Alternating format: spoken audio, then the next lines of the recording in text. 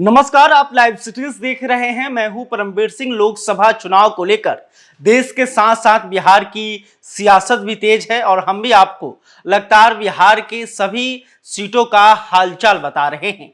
आज हम किशनगंज सीट की चर्चा करने जा रहे हैं। किशनगंज सीट अपने आप में बिहार के लिए खास इसलिए है क्योंकि यहाँ पर सबसे अधिक आबादी मुसलमानों का है। इसके साथ ही यहाँ से मुस्लिम ही चुनाव जीतते आ रहे हैं। आजादी के बाद एक बार सिर्फ हिंदू उम्मीदवार चुनाव जीतने में सफल हुआ था। इसके साथ ही यह एनडीए के लिए जो है मुश्किल भरा सीट माना जा रहा है क्योंकि पिछले 3 बार से कांग्रेस के प्रत्याशी यहां से चुनाव जीतते आ रहे हैं। अभी कांग्रेस के मोहम्मद जावेद यहां से सांसद हैं और किशनगंज के आंकड़े क्या कहते हैं इसके जरिए हम समझने की कोशिश करेंगे कि क्या किशनगंज में अवैसी कितना खेल बिगाड़ सकते हैं। इसके अलावा क्या यहां से एनडीए चुनाव जीत पाएगी या नहीं पाएगी, आंकड़े क्या कुछ कहते हैं, इसको हम समझने की कोशिश करते हैं। अगर अभी बात करें किशनगंज से तो मोहम्मद जावेद कांग्रेस के सांसद हैं। इन्हें 2019 के चुनाव में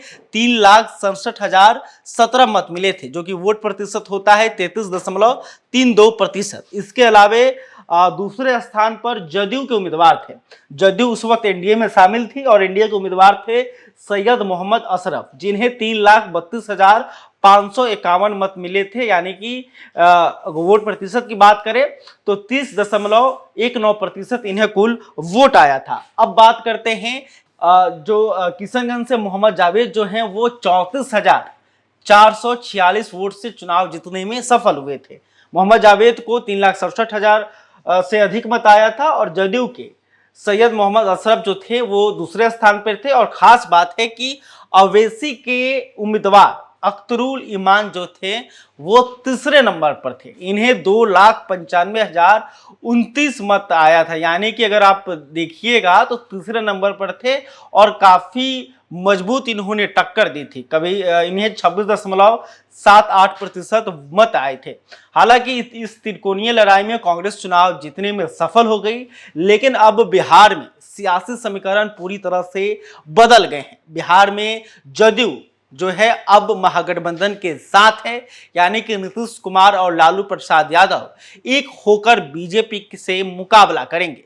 तो 2014 की चुनाव की भी हम चर्चा कर लेते हैं कि आखिर 2014 में किशनगंज की स्थिति क्या थी, क्योंकि 2014 में जदयू भी अलग होकर चुनाव लड़ रहा था, बीजेपी भी अलग होकर चुनाव लड़ रही थी और आरजेडी भी अलग होकर चुनाव लड़ रही थी। तो ऐसे में अगर आप यहाँ पे देखिएगा तो यहाँ से कांग्रेस के मोहम्मद असरुल हक जो है चुनाव जीते थे। इन्हें 4,93,461 वोट मिले थे। दूसरे नंबर पर बीजेपी के उम्मीदवार डॉक्टर दिलीप कुमार जायसवाल थे, जिन्हें 2,98,849 मत मिले थे।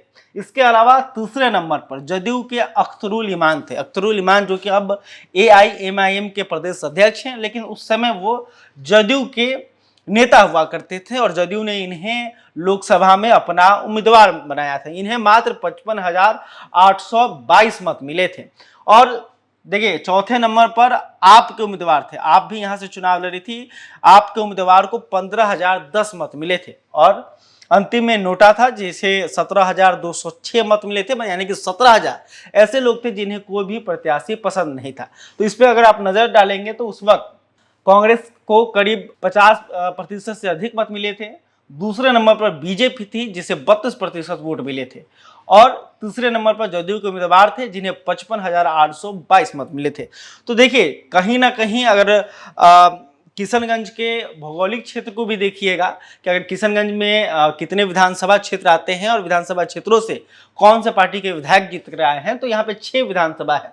और 6 विधानसभा में अगर बात कर देते हैं कि बहादुरगंज जो कि किशनगंज डिस्ट्रिक्ट में आता है, यहाँ से आरजेडी के मोहम्मद अंजर नईमी जो हैं विधायक हैं। इसके अलावा ठाकुरगंज से सौद आलम जो हैं आरजेडी के ही विधायक हैं। किशनगंज से इजहारुल हुसैन जो कि कांग्रेस के विधायक हैं और कोचाधाम से मोहम्मद अजहर असफी ये भी आरजेडी के विधायक हैं। अमौर से जो कि पूर्णिया में अमौर पड़ता है, यहाँ से अख्तरुल ईमान जो कि MIM के विधायक हैं। इसके अलावा बेसई से सैयद रखुद्दीन अहमद, ये भी आरजेडी के विधायक हैं। तो आप देखिएगा तो यहाँ पे आरजेडी का बोलबाला है, यानी कि महागठबंधन का बोलबाला विधानसभा क्षेत्र में देखने को मिलता है।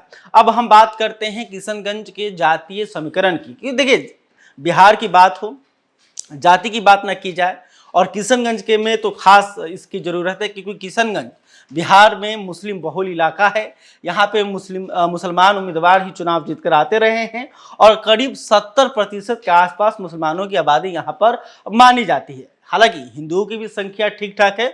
अगर हिंदुओं में बात करें तो हिंदुओं में यादव जाति की संख्या सबसे अधिक है। इसके अलावा सहनी यानी कि मल्लाह जाति के जो वोटर हैं उनकी भी संख्या ठीक ठाक है, इससे भी ठीक ठाक यहाँ पर हैं, और ब्राह्मणों की भी आबादी यहाँ पर ठीक ठाक है। तो कुल मिलाकर यहाँ पर मुसलमान जो हैं, मुस्लिम जो हैं, वो जिसे वोट देंगे वो यहाँ आसानी से चुनाव जीत जाएगा। लेकिन ओवैसी की पार्टी AIMIM जो है वो यहाँ पर आकर त्रिकोणीय मुकाबला करा देती है, यानी कि एक तरफ NDA के उम्मीदवार होंगे, दूसरी तरफ अगर महागठबंधन के साथ MIM का गठबंधन नहीं होता है तो फिर ओवैसी अपना पहलवान यहाँ पर उतारेंगे, जो कि काफ़ी खास हो जाता है, क्योंकि यहाँ पे मुसलमानों को जो वोट है वो यहाँ पर बढ़ते हुए नजर आता है। तो इस बढ़ते हुए राजनीति में किसे अधिक वोट मिल जाता है ये अपने आप में खास है। तो देखना होगा कि 2024 का जो रन होने वाला है किशनगंज में वो किस तरह से होता है। ओवैसी किसे टिकट देते हैं, महागठबंधन में कौन सा पार्टी यहाँ से चुनाव लड़ेगा, क्या यहाँ से जदयू चुनाव लड़ेगी, क्या कांग्रेस ही चुनाव लड़ेगा, ये भी देखने वाला होगा। कांग्रेस की तरफ से कौन उम्मीदवार होते हैं। इसके अलावा NDA में यह सीट किसके खाते में जाती है, क्या यहाँ से खुद बीजेपी चुनाव लड़ेगी, अगर बीजेपी चुनाव लड़ती है तो किसी अपना उम्मीदवार बनवाएगी। इससे पहले बीजेपी के दिलीप जायसवाल यहाँ से उम्मीदवार बने थे, हालांकि उन्हें सफलता नहीं मिली थी। हालांकि इससे पहले बीजेपी के शहनवाज हुसैन जो हैं यहाँ से सांसद बन चुके हैं। तो क्या शहनवाज हुसैन को बीजेपी किशनगंज में उतारेगी, ये भी बड़ा सवाल है, या फिर किसी और मुस्लिम चेहरा को जो है बीजेपी यहाँ पर आगे करेगी, ये देखने वाली बात होगी। बहरहाल अभी तक आपने हमारे चैनल को सब्सक्राइब नहीं किया तुरंत कर ले। इस खबर को लेकर आप क्या सोचते हैं कमेंट करके बता सकते हैं। वीडियो फेसबुक पर देख रहे हैं तो हमारे पेज को भी लाइक कर लें। बहुत बहुत धन्यवाद।